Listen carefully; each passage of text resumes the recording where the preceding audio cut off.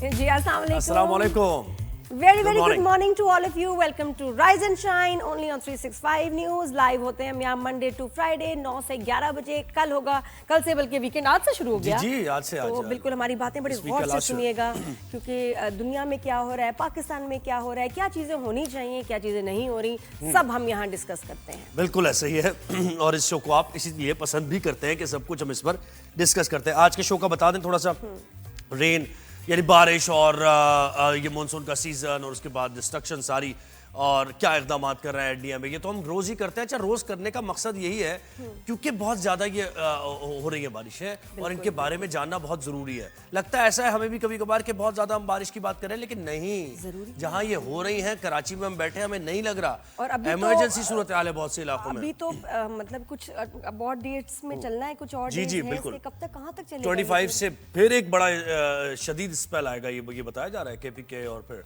पंजाब में। तो इसीलिए हम बारिशों का अहवाल लेते रहते हैं कि लोगों की जान माल का फिर भी सबके जहन में यही सवाल आता है कि जब पता था कि ये सैलाब आ सकते हैं, ऐसी सिचुएशन हो सकती है, तो क्यों गाड़ियों को इन टूरिस्ट को जाने दिया गया कि भाई आप जाएं, नॉर्दर्न एरियाज में जाएं, हॉलिडे मनाएं। जब इतने खतरात होते हैं तो वो इलाके बंद कर दिए जाते हैं। शहरी तो चलो मजबूर हैं, लेकिन बाहर से लोग जो घूमने फिरने आते हैं उनको वापस भेज देना चाहिए। और उनके ही देखिए कितने एक्सीडेंट्स खौफनाक हुए हैं।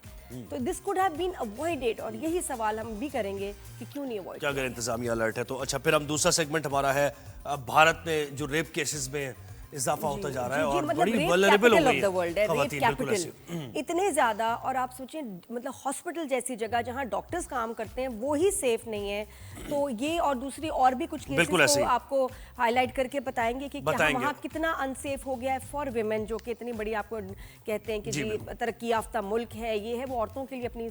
भारत की तो हम बात करेंगे, लेकिन हालिया एक जो पाकिस्तान में एक दो वाकयात हुए हैं, ये जो गोलियां मारी हैं खातून, उसके बारे में भी हम इसमें ज़रूर बात करेंगे। हमारे साथ गेस्ट होंगे। अच्छा, गाजा सिचुएशन का अहवाल भी आपको देंगे और उससे मुतालिक अपडेट क्या है। वहाँ पर एक इंसानी अलमिया बिल्कुल जन्म ले रहा है और अब तो जो इमदाद के मुंतज़िर लोग हैं उन पर भी बम्बार्डमेंट हो रहा है। खाने को रोटी नहीं है, पीने को पानी नहीं है, तो बहुत बुरी सूरत हाल गाजा की हो गई है। फिर फ्रेंच जो है प्राइम मिनिस्टर का बयान, बिल्कुल ऐसे ही उनका बयान कि जी वो अब तस्लीम कर रहे हैं फ़लस्तीन को एज अ स्टेट नाउ।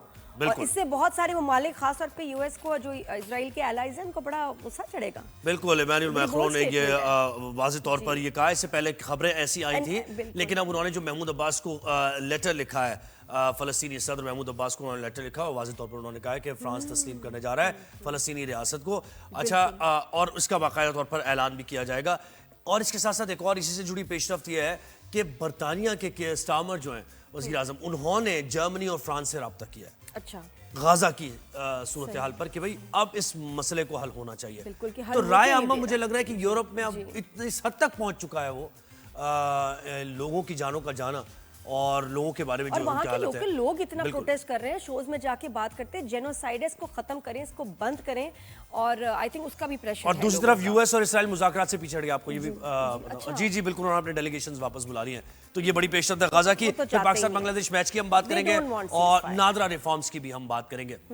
अच्छा जी, तो सबसे पहले हम अपना पहला सेगमेंट जो हमारा है बारिशों के से मुतालिक हमें बात करनी है। मुल्क भर में बारिशों से नदी नालों में तुग़यानी बरकरार है। मजीद बारिशें एक्सपेक्ट की जा रही हैं। महकमा मौसमियात ने मानसून बारिशों का चौथा स्पेल आज तक जारी रहने का इम्कान जाहिर किया है। और केपीके में सूरत हाल बहुत ख़राब है, नदी नालों में तुग़यानी है और क्या रेस्क्यू ऑपरेशन किया जा रहा है। तो हमें इस वक्त ज्वाइन किया है पीडीएम में केपी से अमजद खान साहब ने। बहुत शुक्रिया अमजद साहब, आपने हमें वक्त दिया। गुड मॉर्निंग, कैसे हैं आप? ठीक ठाक हैं? थैंक यू जी, अस्सलाम वालेकुम जी। जी वालेकुम सलाम। अमजद साहब, ये बताइएगा कि केपीके में अभी भी खतरा है सैलाब का या टल गया है? क्या सूरत हाल है, कितने अलर्ट हैं आप लोग? जी शुक्रिया जी आपका। बिस्मिल्लाहिर्रहमानिर्रहीम।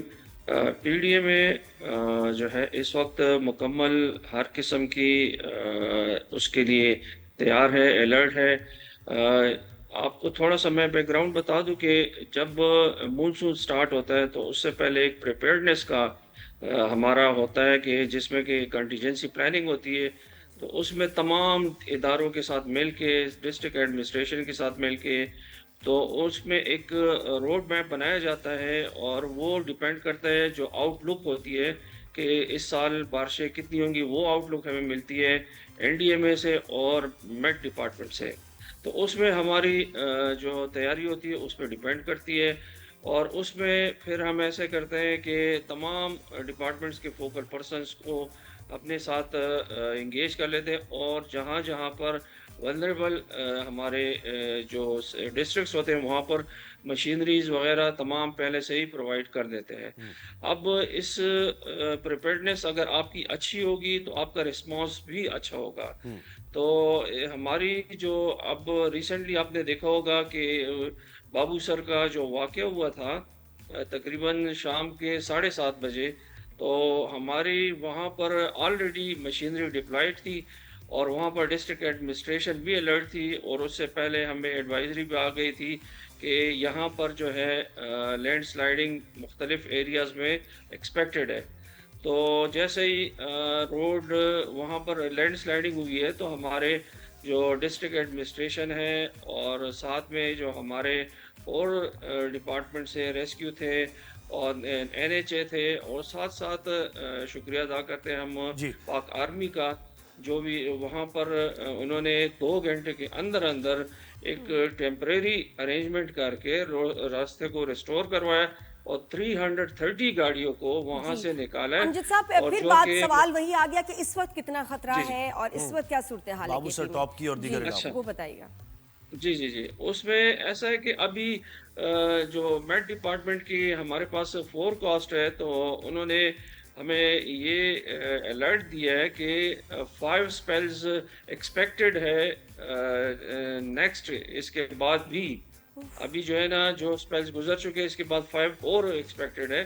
تو اس میں اگر 2-3 جو ہمارے پاس ہوتے پیٹرنز ہوتے ہیں، اگر یہ کمبائنڈ ہو جائے تو اس سے جو ہے نا پھر وہ الارمنگ سچویشن اس سے بن جاتی ہے، اور جس سے کہ جو دریاؤں میں اور جو نالوں میں اس میں طغیانی کا یہ خطرہ 5 ہوتا اور ہے. اسپیلز، اور تو وی ٹاکنگ اباؤٹ جی اگست جی آلسو، کہ اگست میں یہ پورا ہو سکتا ہے یا اسی مہینے میں؟ تو اتنے دن ہی نہیں ہے. جی جی یہ اگست میں ہے، اگست تک یہ چلے گا، اور جو ہے نا پورا مہینہ اس میں بھی یہ بارشیں ایکسپیکٹڈ ہے. اور اس میں جو ہے ابھی جو نیکسٹ پیل آنے والا ہے تو وہ آج ہمیں وہاں سے ایڈوائزری مل جائے گی این ڈی ایم اے سے اور میٹ ڈپارٹمنٹ سے. اور مجھے تو بتائیں ضلعی ہوپ فلی انتظامیہ اور وزیر اعلیٰ کتنا متحرک ہے کے پی کے آپ کے اجلاس ہو رہے ہیں ان کے ساتھ؟ کیونکہ پنجاب میں بھی ہم دیکھ رہے ہیں، سندھ میں بھی اقدامات کیے جا رہے ہیں مونسون سے متعلق، وہاں کیا صورتحال ہے؟ ہمارے وزیر اعلیٰ صاحب پرسوں جو ہے سرپرائز وزٹ کیے انہوں نے، اور چیف سیکرٹری صاحب نے ہمارے P D M A office کا، وہاں پر انہوں نے تمام کنٹرول روم میں ہر ایک ڈسٹرکٹ کے ساتھ وہاں پر، اور ہماری جو جتنی بھی پریپیئرڈنیس تھی تمام انہوں نے خود بیٹھ کے وہاں پر چیک کی ہے. اور دوسری بات یہ کہ چیف سیکرٹری صاحب نے بھی وہ تمام ہمارا جو تیاریاں تھی اس کے ساتھ ساتھ انہوں نے جو ہماری دوسرے ڈپارٹمنٹ کے ساتھ کوآرڈینیشن ہے، اور اس میں مطلب اچھا، انہوں اگر نے کافی کوئی تسلی حادثہ بخش. ہوتا ہے تو آپ کا ممکنہ جی طور جی پر رسپانس ٹائم کیا ہے ویسے؟ یعنی اگر کہیں کسی علاقے میں جی ہمارا جو ہے ایسا ہے کہ فرسٹ ریسپونڈنٹ تو یہ ہم نے جو ہے نا کمیونٹی کو بھی ابھی کافی ٹرین کروایا، ان کو موک ڈرلز بھی کروائی ہے، اور کمیونٹی کو بھی اس چیز میں انگیج کروایا کہ آپ کو پتہ ہوتا ہے جب بھی کوئی ہمارا اس طرح کا انسیڈنٹ ہوتا ہے تو اس سے پہلے سب سے پہلے کمیونٹی جو ہے نا وہ فرسٹ ریسپونڈنٹ ہوتی ہے. اس کے ساتھ ساتھ ہمارے جو ادارے ریسکیو 112 ہے ان کو ہم نے ابھی ڈرونز بھی پرسوں ہم نے جا کے وہاں پر ان کے حوالے کیے سوات میں، اور بلکہ ہمارے جو ہائر اتھارٹیز ہیں انہوں نے اسی اسپاٹ پہ جہاں پر انسیڈنٹ ہوا تھا وہیں پہ جا کے انہوں نے وہ ڈرون وہاں پر چلایا وہاں پر کہ لوگوں کے دل سے یہ خوف وغیرہ نکلے. ہم نے 100 kg کے 2 ڈرونز لیے. اس میں یہ ہوگا کہ اگر خدا نخواستہ کوئی بندہ وہاں پر پھنس جائے تو اس کو وہ ڈرون کے ذریعے اس کو نکال بھی سکتے ہیں. اگر زیادہ بندہ ہے تو ان کو ہم جو لائف سیونگ جیکٹس وغیرہ ہے باقی چیزیں ہیں تو وہ ان کو ہم تو وہاں پر اب یہ پہنچا ہم سکتے صاحب ہیں. بتائیے گا کہ جو ہیلی کاپٹر تھا اس کی ریپیئر ہونی تھی وہ ہوگی اب وہ ٹھیک ہے؟ جی ہیلی کاپٹر ہمیں پروونشل گورنمنٹ نے ٹوٹلی ہمارے اس پہ ڈسپوزل پہ پی دے ڈی ایم دیا. اے کے پی ڈی ایم اے کو وہ کر دیے کہ جس وقت بھی آپ کو ضرورت ہو تو سی ایم کا ہیلی کاپٹر ہے اور دوسرا ہمارا 2 ہیلی ہمارے پاس ہے پروونشل اور گورنمنٹ کے پاس. انہوں نے آپ مجھے دونوں بتائیں جو ہے ٹورسٹ کی تعداد کتنی ہے؟ اس کا ریکارڈ ہے سوات کی طرف جو آ رہے ہیں کالام جا بھی رہے ہیں یا نہیں ہے؟ ناران کا خان اور ابھی پھر بھی جا رہے ہیں یا بند جی کر دیا گیا ہے رستہ؟ نہیں بند. ابھی جو میں آپ سے بات کر رہا ہوں تو اس وقت بھی ہمارا بابو سر سے لے کے مانسیرا تک روڈ مکمل کھلی ہے. اور نہیں اس میں کہنے کا مطلب یہ ناران میں امجد صاحب کہ کاغان آپ میں ٹورسٹ کو کافی جانے دے رہے ہیں، آپ ان کو جب ٹول پلازا پہ یا جی کہیں آتے ہیں تو ان کو آنے دے رہے ہیں آپ ٹورسٹ کو سوات وغیرہ بھی؟ ابھی آپ کی وسادت سے میں ٹورسٹ کو ایک تھوڑا سا گائیڈنس دینا چاہتا ہوں کہ جب بھی یہ اپنا پلان بنائے تو لازماً جو ہے نا ویدر ایڈوائزری چیک کر لیا کرے. اس کے لیے ہمارا 2 نمبر ہے، ایک 1700 پی ڈی ایم اے کی ہیلپ لائن ہے، دوسری 1422 جو ہے ہماری ٹورزم ڈپارٹمنٹ کی ہیلپ لائن ہے. تو وہ باقاعدہ ان کو گائیڈ کریں گے، ان کو بتائیں گے کہ آپ اپنا جو لیکن امجد صاحب موومنٹ یہ ہے اس ٹائم طرف. نہیں ہے ایسے. ہم نے بھی کہا کہ یہ تو ان کو پابندی ہونی چاہیے اس وقت. ہم منع کیوں نہیں آپ لوگ کر سکتے؟ ہم کہہ رہے ہیں منع کیوں نہیں کر سکتے کہ ٹورسٹ کو اس ٹائم نہیں آنا چاہیے؟ یہ سیر سپاٹے کا گھومنے پھرنے کا ٹائم ہے. پہلے بھی اتنے حادثے ہوئے ہیں، یہ زیادہ تر ٹورسٹ ہیں جن ان کی جانے جا رہی ہیں ایسے. تو کوچز میں آ رہے ہیں، گاڑیوں میں آ رہے ہیں، ان کو روکا کیوں نہیں جا رہا؟ پنجاب اور کے پی ملا کے 500 کے یہ قریب. اسٹیٹ آف ایمرجنسی ہے، یہ گھومنے پھرنے کا ٹائم نہیں ہے. تو آپ لوگ روک کیوں نہیں رہے ہیں ٹورسٹ کو؟ کہ کچھ ہوتے ہیں لوگ نہ سمجھ ہوتے ہیں، چلے جاتے ہیں ایڈونچر کے لیے، بچوں کو لے کے جا رہے ہیں، آپ ان کو روکتے کیوں نہیں؟ ابھی میں آپ کو یہی بتا رہا تھا کہ ہمارے پاس جو ہماری سوات ایریا ہے، مالم جبہ ایریا ہے، وہاں پر بالکل سیف سائیڈ ہے. وہاں پر ابھی بھی اتنی رش ہے ٹورسٹ کی. اور دوسری بات یہ گلیات میں ہماری اس وقت بہت زیادہ رش ہے ٹورسٹ کی. تو یہ ایریا کتنے ہوں گے ویسے آپ کا ڈیٹا ہے کتنی تعداد ہوگی؟ اوور آل ٹینٹیٹیو آئیڈیا کتنے ٹورسٹ ہوں گے؟ کوئی لینڈ سلائیڈ کا خطرہ نہیں ہے، کوئی کلاؤڈ برسٹ، سیلابی ریلا، کوئی خطرہ نہیں ہے، سیف ہے آپ کہہ رہے ہیں؟ جی لینڈ سلائیڈ کا ہوتا ہے نا اس طرح کی. جب ہمارے پاس میٹ ڈپارٹمنٹ کی طرف سے جو ایڈوائزری آتی ہے تو اس میں باقاعدہ اس میں دیا ہوتا ہے کہ کون کون سے ایریاز زیادہ ولنریبل ہے. تو ہم جو ہے نا ٹورسٹ کو ابھی اس دن جو کہ کیش پہ راستہ بلاک ہو گیا تھا تو ہم نے ٹورسٹ کو جو ہے نا کوہستان لوور میں ہی ان کو ڈائیورٹ کرنا شروع کیا ہے کہ آپ جو ہے نا آگے مت جائیں کہ جی پی کی طرف جو راستہ گیا ہے وہاں پر روڈ بلاک ہے اور لینڈ سلائیڈنگ ہو رہی ہے. تو ہم نے وہیں سے اس کو ریٹرن کیے. اسی طرح بابو سر سے آگے ہم نے ان کو جانے نہیں دیا کہ آپ جو ہے نا بابو سر سے آگے جو ہے نا یہ راستے جگہ جگہ پہ لینڈ سلائیڈنگ ہو رہی ہے. تو ہماری وہاں پر ٹورزم ڈپارٹمنٹ کی اپنی ایک فورس ہے اور ہم نے اب تو جگہ جگہ پہ یہ بینرز بھی لگائے ہیں کہ اویئرنیس کے لیے کہ لوگ جو ہے نا جدھر بھی پلان کرے تو وہ جہاں بھی پلان کریں وہ ایڈوائزری دیکھیں اور آپ کی وہ جو ہیلپ لائنز ہیں ان پر کال کرنے کے بعد اپنا پلان کریں اگر وہ جانا بھی چاہ رہے ہیں. بہت شکریہ امجد خان صاحب، آپ نے ہمیں وقت دیا اور بتایا کہ کیے جا رہے ہیں. میری سمجھ سے باہر ہے. تو ہاں یہ ٹورسٹ کو جانے دے رہے ہیں وہ، اور وہ یہ بھی کہہ رہے ہیں کہ اگست میں شدید بارشیں ہونے والی ہیں تو تھوڑا سا کم تعداد کر دیں. یعنی کہ اگر چلیں فرض کریں ان سیزن میں 50,000 ٹورسٹ آتے ہیں سے سپوز تو آپ ان کی تعداد کم کر دیں کہ 20,000. نقصان بھی ہوا ہے نا ان علاقوں میں، نقصان ہوا ہے، انپریڈکٹیبل ویدر ہے، تباہی ہو سکتی ہے کسی وقت اور ہوئی بھی ہے. ایسے میں اگر 2 مہینے پابندی لگ جائے ان ٹورسٹ پہ تو دیکھیں لوگ آتے ہیں نا، لوگوں کی سمجھ اپنی اپنی ہوتی ہے، روک نہیں سکتے. وہ خود آ گئے دریا کے بیچ میں آ گئے تیرنے لگ گئے، آپ کس کو روکیں گے؟ اور پھر اس میں کام انتظامیہ کا بڑھ جاتا ہے. بالکل ایک 2 مہینے آپ روکیں ریسکیو کرنا بڑا مشکل ہے. بالکل ایسے سبنا کمال نے ہمیں بتائیں گی لاہور کا موسم کیسا ہے، کیونکہ کل بھی بارش ہو رہی تھی، اس سے پہلے بھی، اور وہاں بھی سڑکوں پہ پانی جمع تھا. تو کیا انتظامات ہیں؟ سبنا کی ذرا یہ رپورٹ دیکھیے. जी बिल्कुल, हमने देखा है कि जब दौर में मानसून बारिशों का आगाज हुआ है तो शहरियों के लिए काफ़ी मसाइल का सामना भी करना पड़ रहा है, क्योंकि मानसून के मूसलाधार बारिशों ने लाहौर का नक्शा ही तब्दील कर दिया है। क्योंकि जब भी बारिशें होती हैं तो हम देखते हैं कि लाहौर की सड़कें नदी नालों का मंजर पेश करती है, गटर उभरने लग जाते हैं और गटरों और बारिशों का जो पानी है लोगों के घरों में दाखिल होता है। जबकि हमने गुज़िश्ता रोज़ भी देखा कि जब लाहौर में बारिश हुई तो लाहौर की मुतअद्दिद सड़कें जो है वो नदी नालों का मंजर पेश करने लगी, जबकि अक्सर घरों में जो है नलकों में जो है वो गंदा पानी भी गटर का आने लगा और इस तरह की कई शिकायत भी मौसूल हुई। जबकि इन बारिशों के दौरान कच्चे मकानात के छतें भी गिरी, नशेबी इलाके ज़ेर-ए-आब आ गए, करंट लगने के वाक़यात है वो मुतलका इदारे जो सारा साल ये कहते हुए दिखाई देते हैं कि मानसून के बारिशों में उन्होंने इक़दामात पूरे किए, लेकिन उनकी कारकर्दगी इन मानसून बारिशों में सामने आ जाती कि उनकी कारकर्दगी कागज़ी कार्रवाई तक ही महदूद है और शहरी हमेशा की तरह जो है मसाइल का शिकार भी रहते हैं। हर साल लाहौर में मानसून की जब बारिशें होती है तो सूरत हाल कुछ इसी तरह रहती है, मुख्तलिफ नहीं रहती और शहरी जो है ये कहते थक जाते हैं कि निकासी आपको यकीनी बनाया जाए, शहरियों के मसाइल को हल किया जाए, लेकिन ऐसा कुछ भी नहीं होता। हादसात भी जो हैं वो रोनुमा होते हैं। जबकि आज हमने देखा है कि लाहौर का मौसम आज एक बार फिर से भी तब्दील है।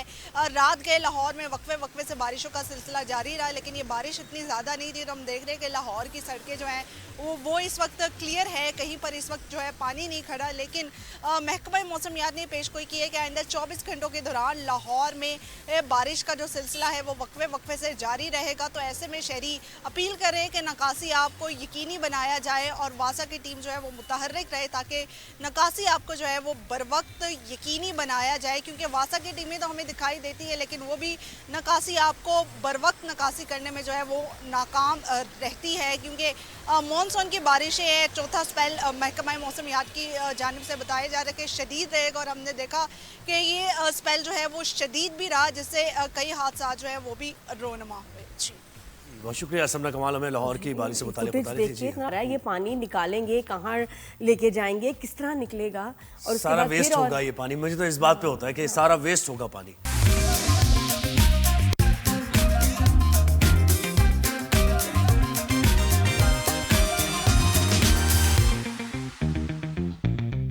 जी welcome back after the break. Good morning everyone. अच्छा, कोई भी मुल्क कितना भी दावा कर ले कि जी हम बड़े तरक्की याफ्ता हैं, तरक्की कर रहे हैं, बड़ी पावर बन गए हैं, जब तक वहाँ की औरतें लड़कियाँ महफूज नहीं होंगी वो कोई उसमें पावर नहीं, महफूज बाइख्तियार नहीं होंगी। यानी कि महफूज होना तो और बात है ना, आप बाइख्तियार बनाएं उनको, वो अपने पैरों पर खड़ी हों, अपने काम पर जाएं बगैर किसी खौफ और ख़तरे के।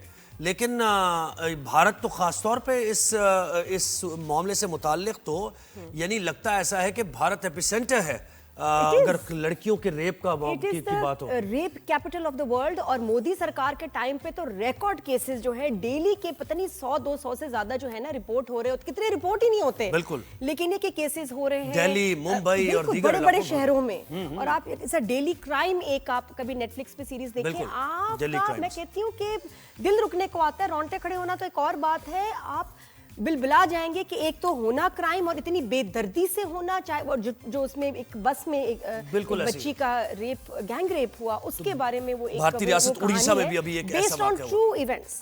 तो ये अगर आप डेली क्राइम्स देखें या वैसे आप इनकी रिपोर्ट की पढ़ें तो बड़ा ही दुख होता है कि हो क्या रहा है। बिल्कुल ऐसे। तो हम ये खवातीन के खिलाफ हम बाइख्तियार बनाने की बात करते रहेंगे, ओवरऑल भी हम जरा बात करेंगे। एक पैकेज हमने तैयार किया, वो देखिए, फिर शीमा किरवानी साहब हमारे साथ होंगी। बहुत मारूफ हैं, मशहूर हैं, सोशल एक्टिविस्ट हैं, विमेन राइट एक्टिविस्ट हैं और बड़ा पोर्टफोलियो। एक पैकेज देखिए, फिर उनको हम वेलकम करते हैं शो पर।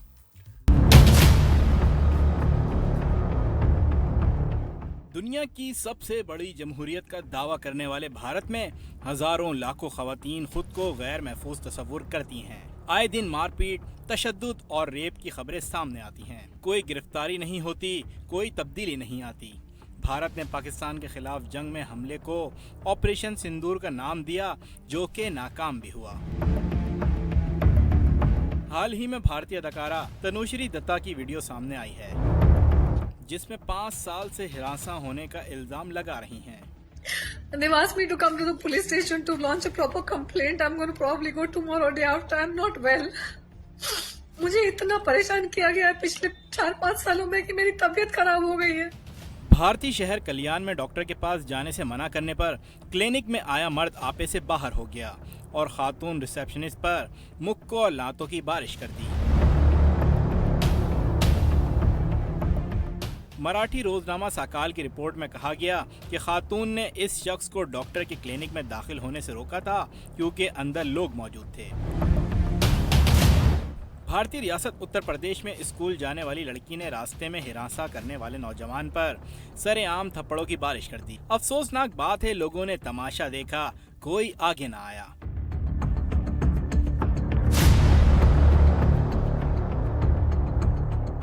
इसी रियासत में ही मेडिकल की तालिबा ने 2 प्रोफेसर्स पर हिरासानी का इल्जाम लगाते हुए खुदकुशी के जरिए जिंदगी का खात्मा कर लिया। खुदकुशी से कबल इसने ये आखिरी नोट लिखा, I am sorry, I can't live like this anymore, I can't.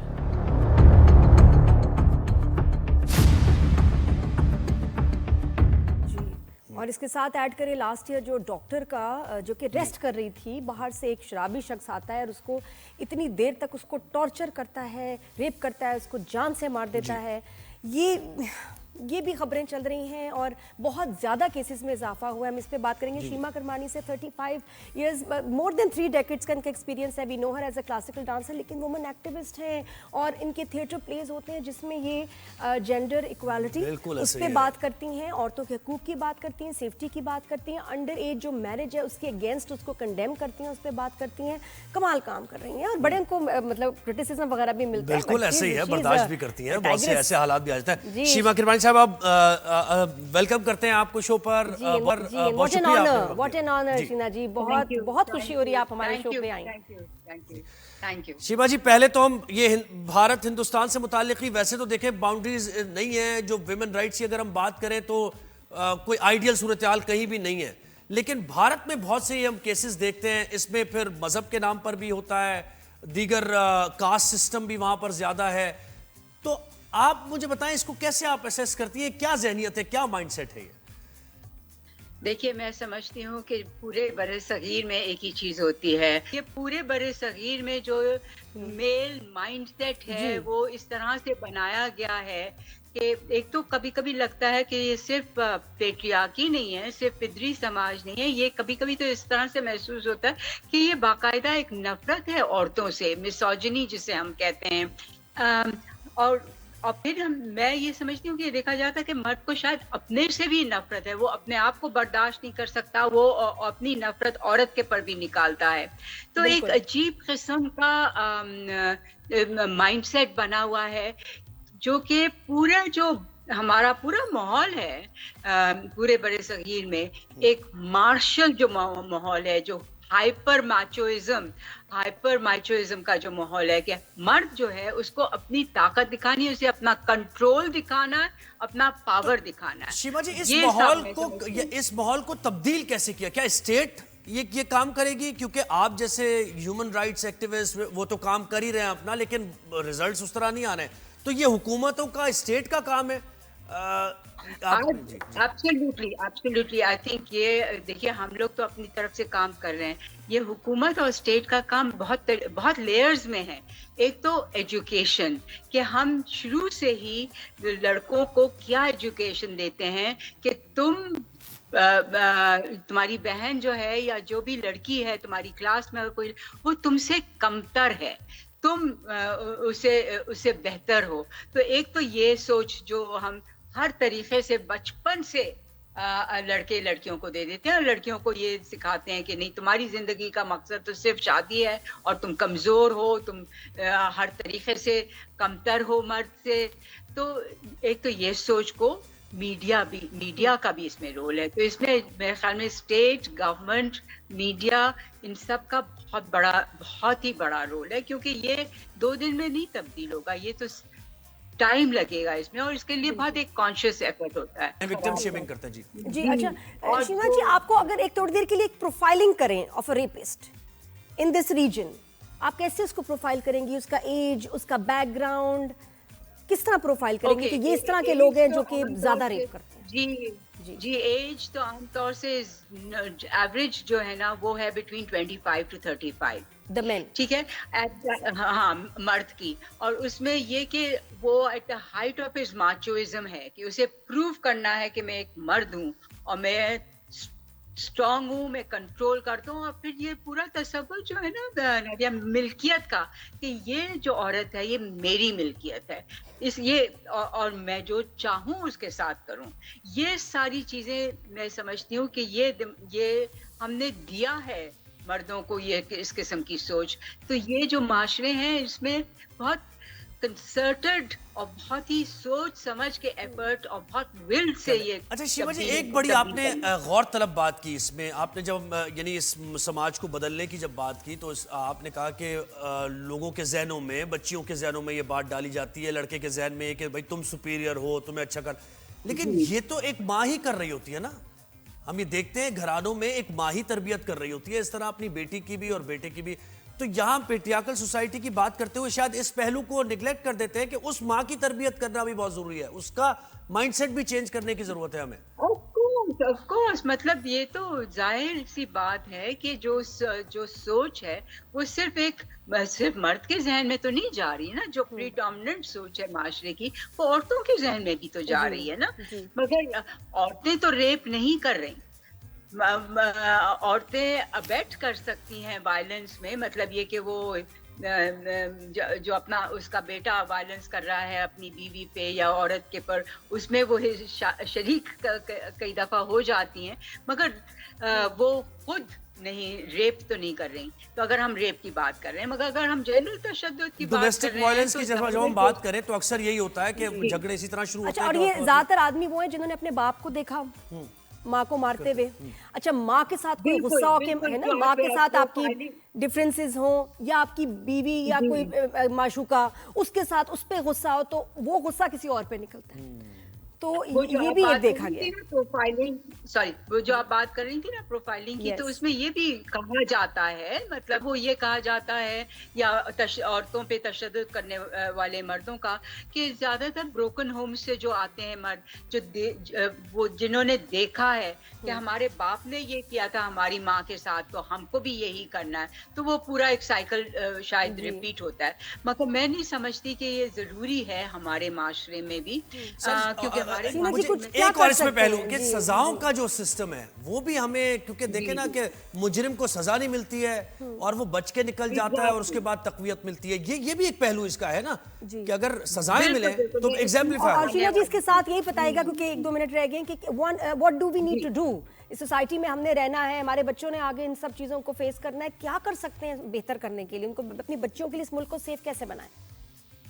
देखिए, एक तो मेरा ये ख्याल है कि हमें पुश करना चाहिए कि रेपिस्ट को हमेशा सजा मिलनी चाहिए। ओहो, बड़ी इंपॉर्टेंट बात दे रहे थे, डिस्कनेक्ट हो गया।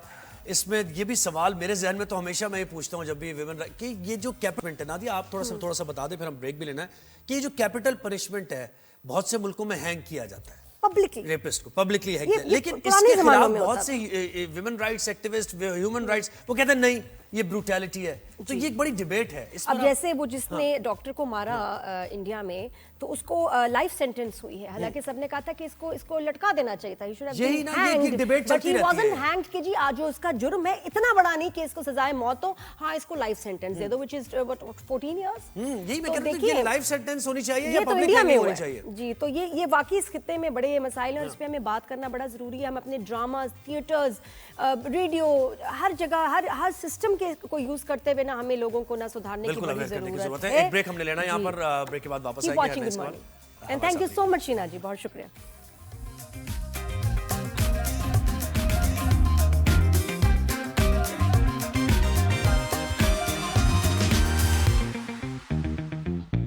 जी, अब हम गाजा की सूरत हाल की बात करेंगे। नादिया, आलमी इमदादी तंजीमों और इंसानी हुकूक के ग्रुप्स ने गाजा में कहत की सूरत हाल को इंतहाई संगीन करार दिया और ये खबरदार किया है कि इलाके के लोग भूख से मर रहे हैं।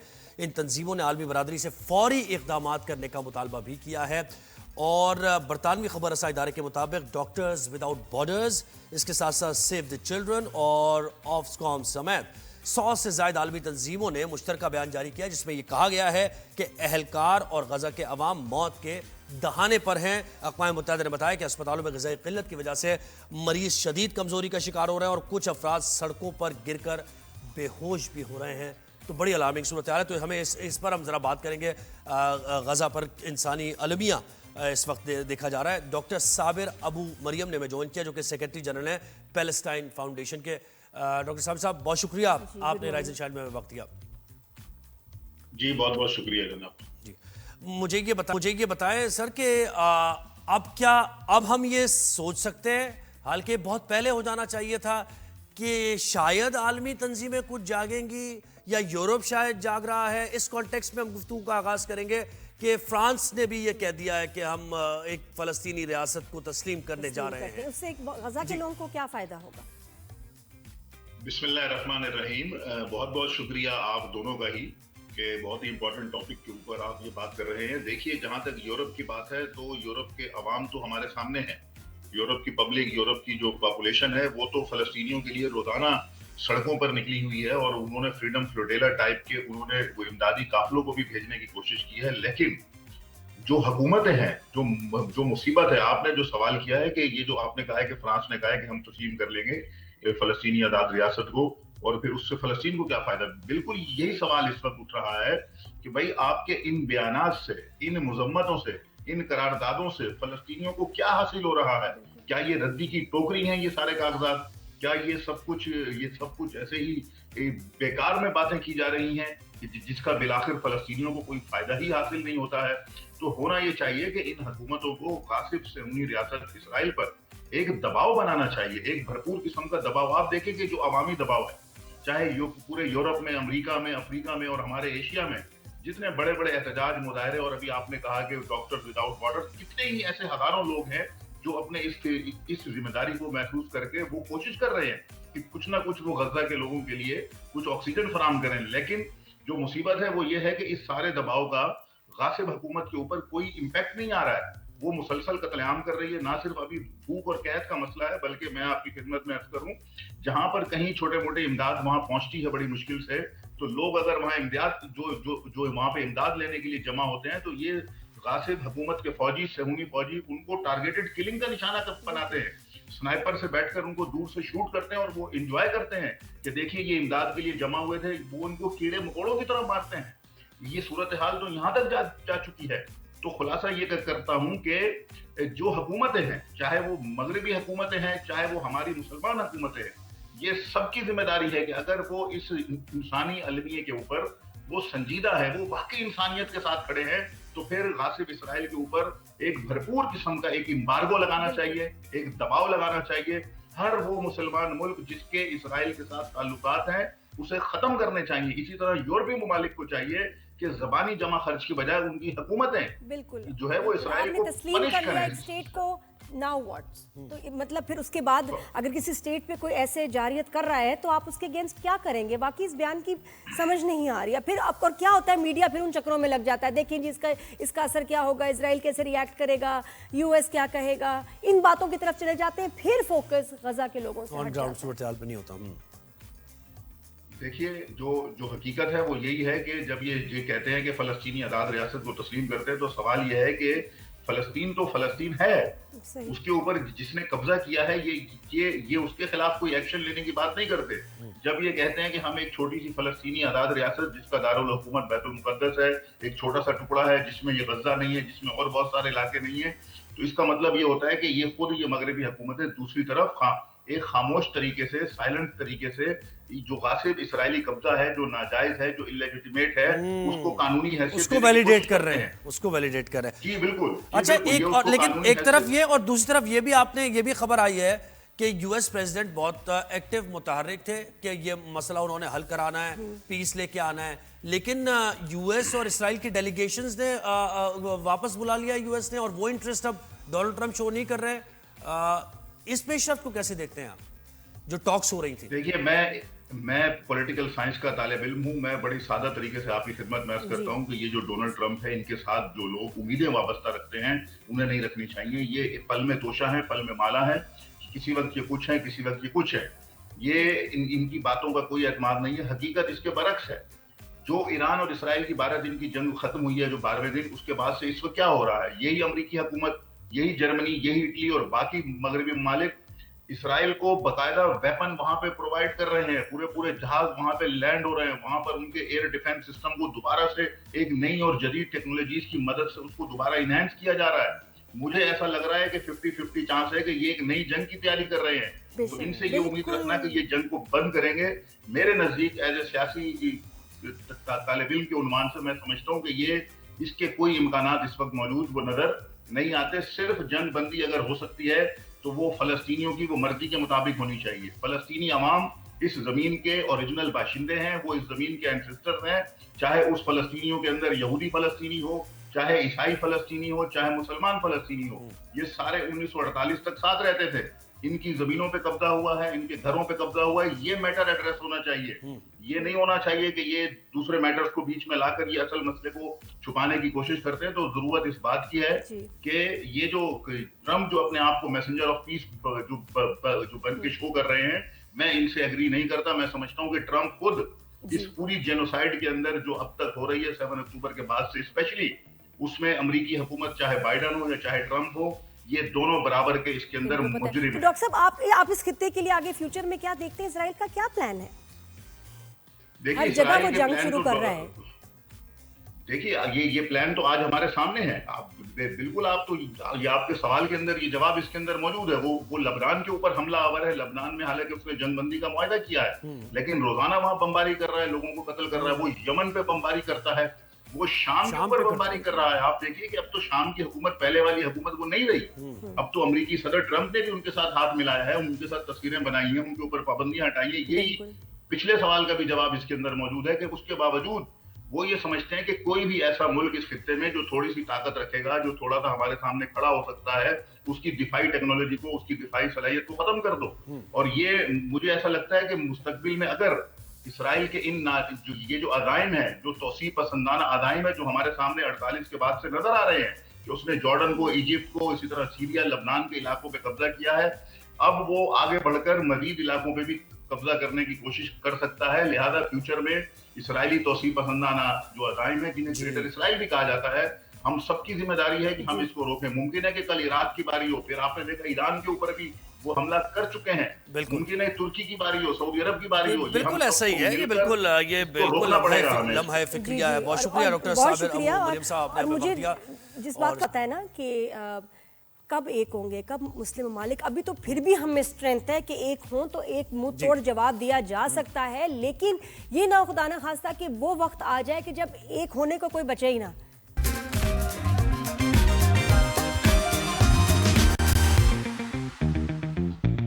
Welcome back to rise and shine. Good morning everyone. और अब बात करते हैं थोड़ी सी खेल कूद की, क्रिकेट की हम बात कर रहे हैं।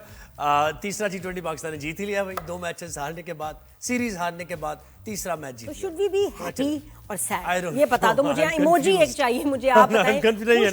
नहीं या अफसोस करें? नहीं है, कोई नहीं है। तो शाहीनों के आखिरी मैच में जो खेला, शाहीनों ने अच्छा खेला बांग्लादेश के खिलाफ। आखिरी T20 मैच में 74 रन से फतह अपने नाम की। 179 रन का टारगेट पाकिस्तानी शाहीनों ने दिया बंगाल टाइगर्स को, और वो 104 रन पर आउट हो गए। साहबजादा फरहान ने 63 रन बनाए, अच्छा खेले। मोहम्मद नवाज ने 27 रन बनाए, साइम अयूब ने 21 रन बनाए, और पाकिस्तानी बैटर्स कुछ चल गए। मेरे ख्याल जब आपके ऊपर से प्रेशर खत्म हो जाता है ना कि अब तो कोई फर्क ही नहीं पड़ता जीते या हारे, तो बेस्ट परफॉर्मेंस तब होती है। क्या बात है, इंपॉर्टेंट जो मैच होता है उसमें प्रेशराइज है और फिर उसके बाद हार जाते हैं। तो हमें senior sports analyst journalist Abdul Majid Bhatti ने ज्वाइन किया है। Bhatti sahib, good morning, welcome to rise and shine. कैसे हैं आप? जी गुड मॉर्निंग ज़ुहैब और नाज़िया, आपको भी अल्हम्दुलिल्लाह। आज अच्छी सुबह है कि आज हम क्रिकेट की अच्छी बात कर रहे हैं कि पाकिस्तान ने एक बड़े मार्जिन से मैच जीता है। लेकिन देखें, हमारी ये यंग टीम है जिसमें ना बाबर है, ना रिजवान है, ना शाहीन है, ना नसीम शाह है, लेकिन अभी भी इस टीम में थोड़ी सी फाइन ट्यूनिंग की जरूरत है। लेकिन मेरा ख्याल पहले 2 मैचेस जो हम हारे, सीरीज हार गए, उसके बाद एक तो बांग्लादेश थोड़ा सा ओवर कॉन्फिडेंट हो गया, या वो अपने कुछ नए लड़के ट्राई करना चाहता था। उन्होंने एकदम से आधी टीम चेंज कर दी, 5 उन्होंने तब्दीलियां की, 5 लड़कों को उन्होंने खिलाया नहीं। लेकिन हम जहां पर गलती कर रहे थे, साहबजादा फरहान जो कल प्लेयर ऑफ द मैच थे, पहले 2 मैचेस में हमने उनको खिलाया नहीं। हालांकि जो पिछली सीरीज होम सीरीज थी उसमें साहबजादा फरहान ने लाहौर में भी एक मैच विनिंग इनिंग खेली थी, लेकिन मेरे ख्याल में हमारे जो हेड कोच हैं, हमारे जो कप्तान हैं, बहुत ज्यादा ऑलराउंडर्स पर जोएब इन्हिसार कर रहे हैं। मेरे ख्याल में जब तक हम स्पेशलाइज प्लेयर्स की तरफ नहीं जाएंगे तो इस तरह के रिजल्ट आएंगे। अभी भी इस टीम में जो कल जीती है, मुझे मोहम्मद हारिस समझ नहीं आ रहे। मोहम्मद हारिस को हम सबसे इम्पोर्टेंट जो बैटिंग पोजीशन है वन डाउन, उस पर खिलाते हैं, लेकिन इन तीनों मैचेस में जिस तरह वो स्ट्रगल करते हैं, कभी क्रॉस मारने की कोशिश करते हैं, कभी वो स्ट्रगल करते हुए नजर आते हैं, स्कूप कर रहे होते हैं, कभी स्कूप कर रहे हैं, कभी रिवर्स करने की कोशिश कर। अभी आए हो, अभी बैठो तो सही, विकेट को तो देखो। मतलब उनका अजीब ही, किसी ने उनको बताया, कोई ट्रेनिंग हो रही है उनकी कि आपने मैक्सवेल बन जाना है बस। क्या बनना है? ग्लेन मैक्सवेल हैं ऑस्ट्रेलिया के, अच्छा। बहुत ही फ्लैम्बॉयंट बैट्समैन है। तो ये हाँ, मैं ये पूछना चाह रहा था, अच्छा टैलेंट है, जरा सा विकेट पर रुके तो, स्ट्रेट बैट से खेले तो, ये क्या कर रहा है? जल्दी वो भी करंट टीम में मुझे जो समझ में आ रहा है कि आप साहबजादा फरहान और साइम अय्यूब से इनिंग्स ओपन करें। वन डाउन पर मेरे ख्याल में फखर जमान को लाने की जरूरत है। अगर आपको खिलाना ही है हारिस को, तो फिर हारिस को नीचे लेकर आए 5, 6 या 7 नंबर पे। हारिस यहाँ पर सूट नहीं करते। ये वो पोजीशन है जहां आपको इनिंग्स एंकर करना होती है।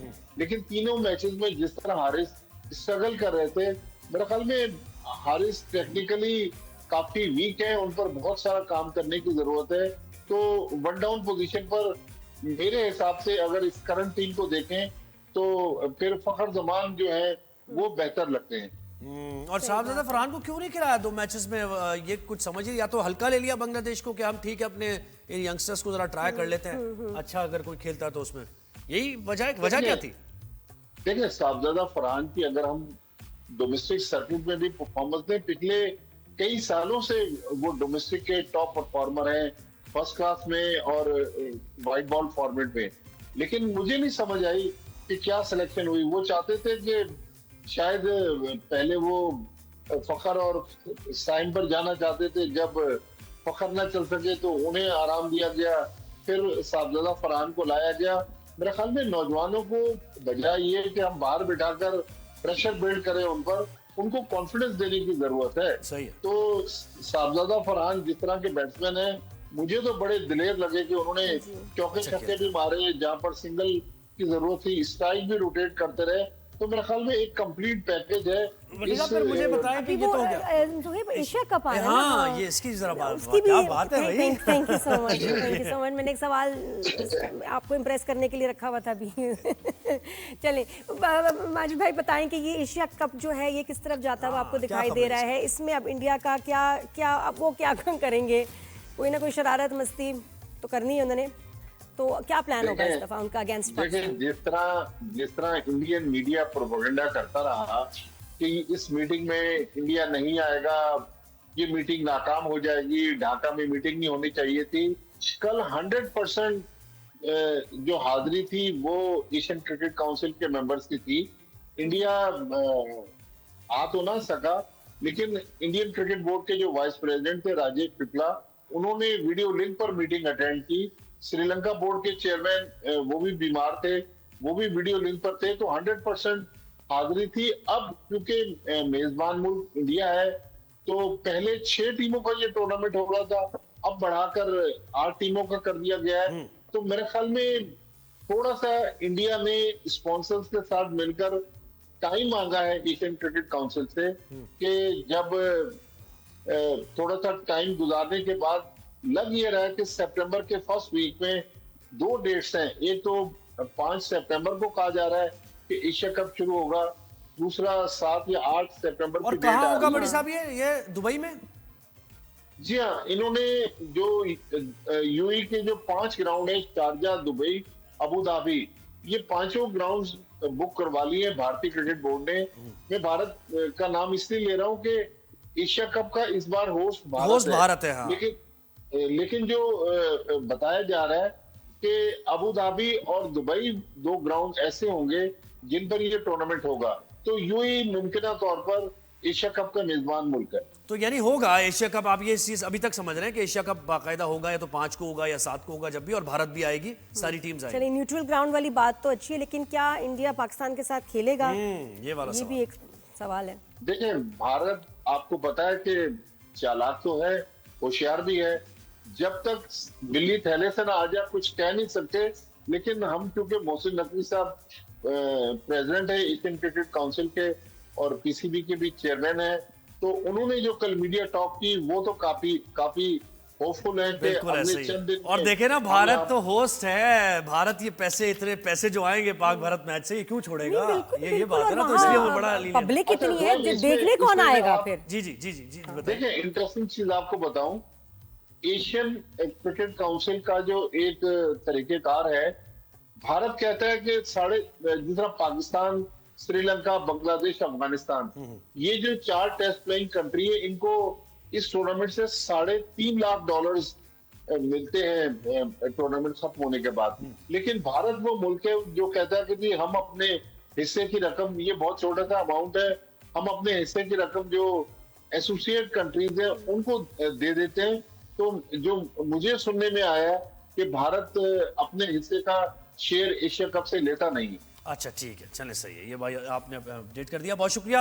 अब्दुल माजिद भट्टी हमारे साथ है, सीनियर स्पोर्ट्स जर्नलिस्ट, और एशिया कप तो होने जा रहा है, बहुत सारे बड़ा लोगों इंटरेस्टिंग की होगा वैसे ये, लेकिन बहुत सारे लोगों की ख्वाहिश ये भी है कि पाकिस्तान को इंडिया के अगेंस्ट नहीं खेलना चाहिए, खेलना ही नहीं चाहिए, कि वो कहें कि इस दफा कि हम आपके साथ नहीं खेलते, जब वो उनका दिल चाहता है तो कह देते हैं कि जी हम पाकिस्तान टीम के साथ खेलना चाहिए, खेल के हराना चाहिए, ये बात होनी चाहिए, खेलना भी नहीं चाहिए, क्योंकि मतलब वो हमेशा डिसाइड नहीं करेंगे कि जी जिस तरह उन्होंने अभी लेजेंड्स चैंपियनशिप में किया, बड़ी बदतमीजी की बात है। हमें भी एक आध दफा हमें भी कह देना चाहिए, go to hell, we are not playing with you. एक ब्रेक लेते हैं, ब्रेक के बाद वापस आते हैं। Keep watching.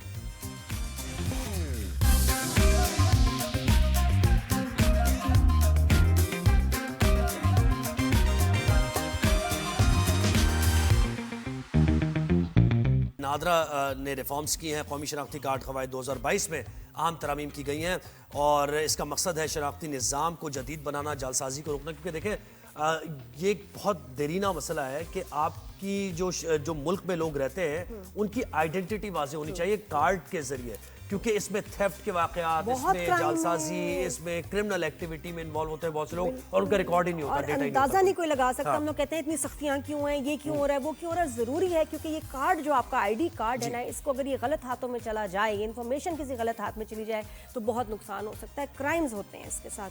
तो इसलिए बड़ा जरूरी है कि सबका डेटा हो, बिल्कुल ऐसे ही, और बिल्कुल ऑथेंटिक इन्फॉर्मेशन हो। बिल्कुल। तो हमें गेस्ट भी ज्वाइन करेंगे अभी कुछ ही देर में हमारे साथ। कुछ और ये कि डिजिटाइज जब से चीज़ें हो गई हैं तो आसानियां भी हो रही हैं सिस्टम्स में, चाहे ड्राइविंग लाइसेंसेस की हम बात कर रहे थे, और भी जो चीज़ें चल रही होती है। नादरा में भी अब काफ़ी कुछ चेंजेस आए हैं जिसका आप सबको पता होना ज़रूरी है, वेरी इंपॉर्टेंट। और किस लिए ये चेंजेस आए हैं? तो सैयद शबाहत अली साहब ने हमें ज्वाइन किया, जो कि तर्जुमान नादरा है। राइज एंड शाइन में आपको खुशामदीद कहते हैं शबाहत साहब, गुड मॉर्निंग। Good morning.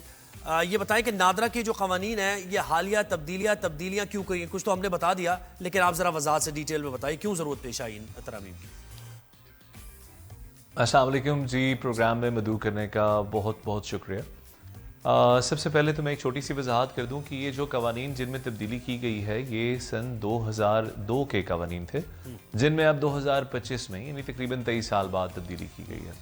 और उसकी वजह बड़ी वाज़ेह है। ज़ाहिर है जब नादरा का क़याम अमल में आया तो उस वक़्त आपको याद ही होगा कि नादरा के क़याम से पहले जो थे वो मैनुअल शनाख्ती कार्ड, जिनमें हाथ से आपका एड्रेस वगैरह, नाम वगैरह लिखा होता था, वो कार्ड्स होते थे। और हमने एक कंप्यूटराइज्ड डाटाबेस बनाना और प्लास्टिक के कार्ड्स जिन पे कंप्यूटराइज्ड प्रिंटिंग हो करना शुरू किया।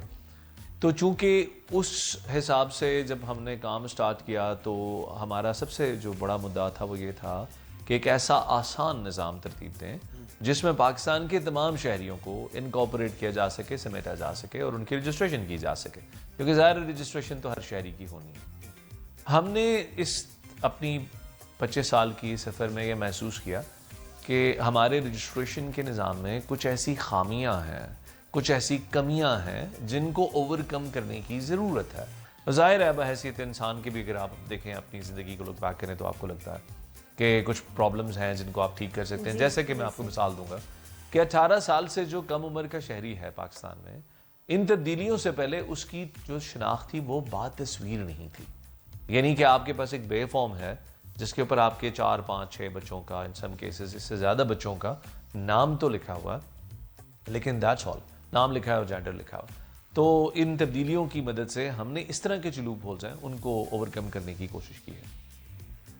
صحیح ہے. اچھا, اور ایف آر سی میں جو یہ تبدیلیاں کی گئی ہیں اس کا فرق کیا پڑے گا یہ بھی بتائیے گا, اور بے فارم کی کتنی اقسام مقرر کی گئی ہیں اور ان سے کیا فرق؟ اور ایف آر سی کی تبدیلیاں کون سی ہوئی ہیں؟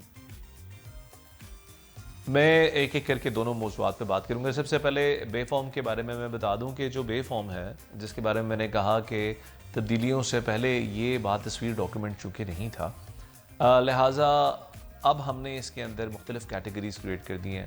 جو پیدائشی بچے ہیں 3 سال کی عمر تک ان کا جو بے فارم ہے وہ آل دا سیم رہے گا, اس پہ نہ تصویر ہے نہ کوئی اور اس کے اوپر آبلیگیشن ہے. فرق صرف یہ ہے کہ وہ جو بے فارم نئے بچے کا ہے وہ کسی اور بچے کے ساتھ کلب نہیں ہو سکتا. یعنی ماضی میں یہ تھا کہ آپ نے ایک بے فارم پہ زیادہ بچوں کا اندراج کرا لیا, اب ہر بچے کا بے فارم انڈیویژول ہے. جب وہ 3 سال کا ہو جاتا ہے تو اس کو آپ یا نادرا سینٹر لے آئیں یا اپنی موبائل اپلیکیشن کے ذریعے آپ اس کا پکچر لے کے اس کا دوسرا بے فارم بنائیں گے جس پہ اس کی اب تصویر آ گئی ہے.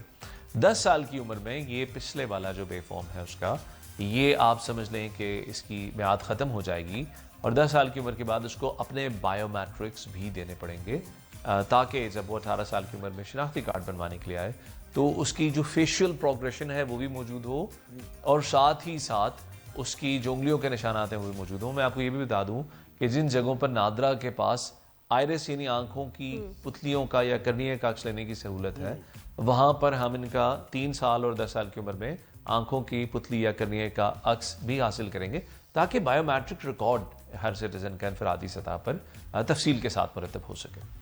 اچھی بات ہے. آئرس اسکین کیونکہ اب جب کہیں آپ جاتے بھی ہیں ویزا وغیرہ کے لیے کسی دوسرے ملک میں تو آئرس آپ کو اسکین ضرور ہوتا ہے, تو یہ بھی اچھی بات ہے, ویری انٹرسٹنگ. اور کیا غیر قانونی طور پہ جو شناختی کارڈ حاصل کرنے والے ہیں ان کے لیے مشکلات میں اضافہ ہو جائے گا؟ آپ نے اس کو مشکل بنا دیا. اچھا دیکھیں, جو شناختی کارڈ کا حصول ہے وہ اس کا سے کوئی تعلق نہیں ہے. یہ تو بنیادی وہ ڈاکیومنٹ ہے, یعنی بے فارم جو ہے وہ بچوں کی رجسٹریشن کا ڈاکیومنٹ ہے. آگے چل کے جو بے فارم کا ہولڈر ہے وہی شناختی کارڈ کا ہولڈر بھی بنتا ہے. صحیح. تو اس سے تو آپ کے لیے ایک سہولت میں ایسے اضافہ ہوگا کہ آپ کے بچے کے نام پر کوئی اور اپنے بچے کا کارڈ جو کہ پاکستانی نہیں ہے وہ نہیں بنوا سکے گا, کیونکہ آپ کے بچے کی پوری بائیو میٹرک پروگریشن نادرا کے ریکارڈ کا حصہ ہے. اسی طرح سے اگر آپ یہ دیکھیں کہ جو ہم نے ایف آر سی میں تبدیلیاں کی ہیں جن کے بارے میں بھی بات کرتا ہوں, ان کا بھی جو ہم اسے حاصل کرنا چاہ رہے ہیں وہ یہی ہے کہ آپ کی جو فیملی ٹری ہے اس کے اندر کوئی غیر ضروری فرد باہر سے اندر نہ آ سکے. یہ بہت سے کیسز میں ہے کہ لوگوں کی لا علمی کا فائدہ اٹھاتے ہوئے ان سے بائیو میٹرک لگوا لیے, کوئی بھی لالچ دے کے یا کوئی بھی ایسی بات کر کے جو کہ حقیقت پہ مبنی نہیں تھی, اور ان کی فیملیز کے اندر دوسرے لوگوں نے اپنے آپ کو انکلوڈ کر. تو اچھا سر یہ پتہ ہے شناختی کارڈ جو اب ایک بچے کا بنے گا کس عمر میں آپ کی جو فیملی ڈیٹا ہے وہ جی میں کہ شناختی کارڈ اب کس عمر میں بچے کا اپنا بن جائے گا؟ شناختی کارڈ جو ہے وہ آپ کا 18 سال کی عمر میں ہی بننا ہے, لیکن جو آپ کی بے فارم ہے بچے کا وہ شناختی دستاویز ہے بنیادی. 18 سال سے پہلے کہ جتنے شہری ہیں چاہے وہ نوزائیدہ بچہ ہی کیوں نہیں ہے, اس کی جو شناختی دستاویز ہے وہ اس کا بے فارم ہے جس کے اوپر اس کو اس کی بیسس پہ ظاہر ہے وہ شناختی کارڈ. اچھا یہ بھی دیکھنے میں آیا نادرا کے ریکارڈ میں بہت سے ایسے لوگ, اور سوشل میڈیا پہ ہم نے دیکھا کہ وہ زندہ ہیں اور ان کو مردہ قرار دیا گیا ریکارڈ میں. تو یہ اسی وجہ سے ہے کہ کیونکہ پہلے ریکارڈ کمپائل صحیح طرح نہیں ہوا اور وہ آپ نے میتھڈز وہ یوز نہیں کیا, اب آپ ظاہر ریفارم کر رہے ہیں اس کو, تو یہ چیزیں اور اب یہ سزائیں بھی ہیں کہ جن کے ایکسپائر ہو گئے اس کے بعد ان کی سمز کینسل ہو جائیں گی, کیونکہ لوگ آ کے بھی اس کو رینیو تو کرائیں, پتہ چلے کہ اگر کوئی اب اس دنیا میں نہیں ہے تو پھر وہ بات بھی ڈیٹا میں آئے, ورنہ لوگ آئیڈینٹی چرا لیتے ہیں. یہ بڑا امپورٹنٹ کویسچن ہے اور میں آپ کا بڑا مشکور ہوں کہ آپ نے اس کو پوائنٹ کو ٹیک اپ کیا, کیونکہ لوگوں کو پتہ ہونا بڑا ضروری ہے کہ جو ڈیتھ رجسٹریشن ہے کسی بھی فرد کے مرنے کے بعد وہ یونین کاؤنسل میں جا کر مرنے والے کے رشتہ دار کرواتے ہیں, اس کے لواحقین کرواتے ہیں. In most of the cases اس کے اپنے بیٹے, اس کے اپنے بھائی جو ہیں وہ اس کو اپلیکینٹ بنتے ہیں اس کے. اب ہوتا یہ ہے کہ جب ایک آدمی کی وفات کا اندراج ہو گیا یونین کاؤنسل میں, تو یونین کاؤنسل کا ڈیٹا جو ہے اس کی ریفلیکشن نادرا کے پاس آ رہی ہوتی ہے.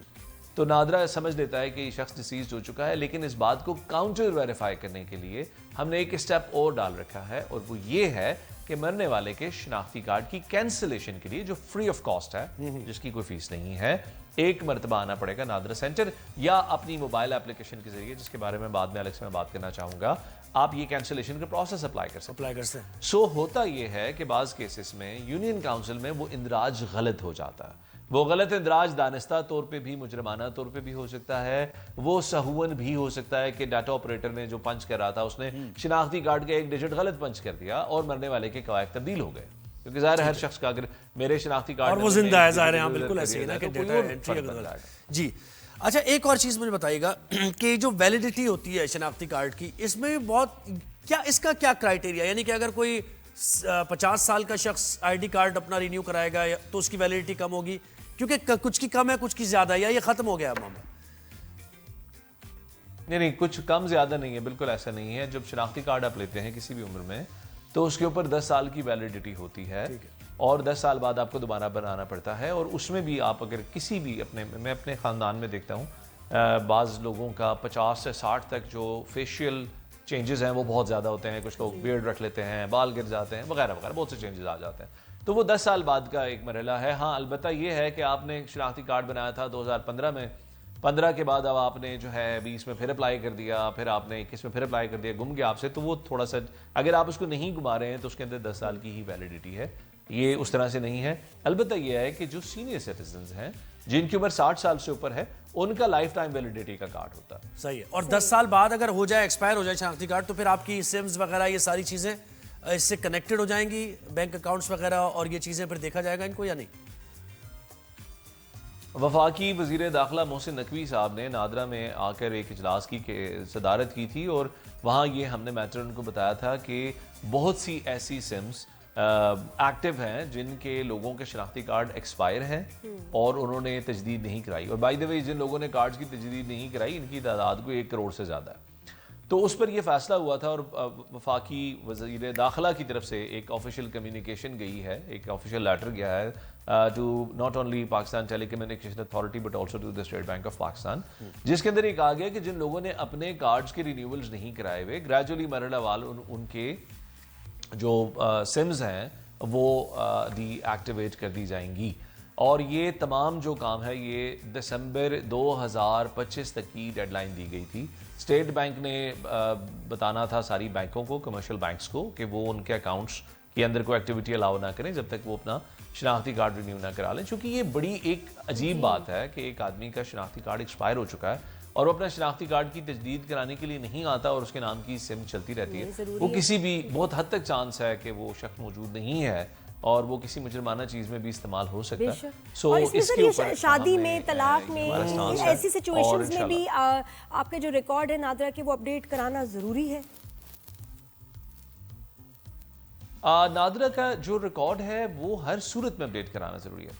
فیملی میں کوئی شخص ایڈ ہوا ہے, یعنی کہ کسی بچے یا بچی کی پیدائش ہوئی ہے, شادی ہوئی ہے, طلاق ہوئی ہے, وفات ہوئی ہے, یہ بڑا ضروری ہے. کیونکہ آپ ایک چیز ذہن میں رکھیے گا کہ جب آپ اپنا ریکارڈ اپڈیٹ نہیں کرائیں گی تو آپ کا جو فیملی رجسٹریشن سرٹیفکیٹ ہے اس کی کمپوزیشن کمپلیٹ نہیں ہو سکتی, اور جب اس کی کمپوزیشن کمپلیٹ نہیں ہو سکتی تو اس کے بہت سے, مثلا ایک فال آؤٹ میں آپ کو اس کا یہ بتا دوں کہ وفات کے بعد اسی فیملی رجسٹریشن سرٹیفکیٹ کے اوپر ہی لوگوں کو ورثے کی تقسیم ہوتی ہے.